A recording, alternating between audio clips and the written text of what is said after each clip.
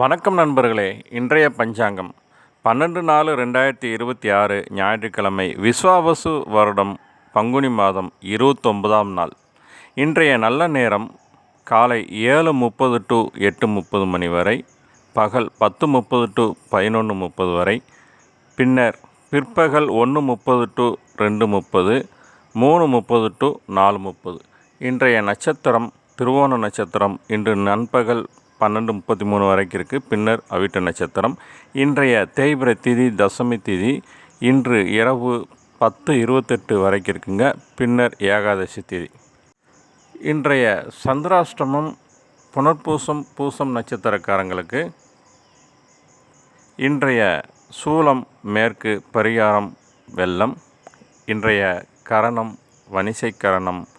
இன்று காலை 10:13 வரைக்கும் இருக்குங்க. பின்னர் பத்திரை கரணம்.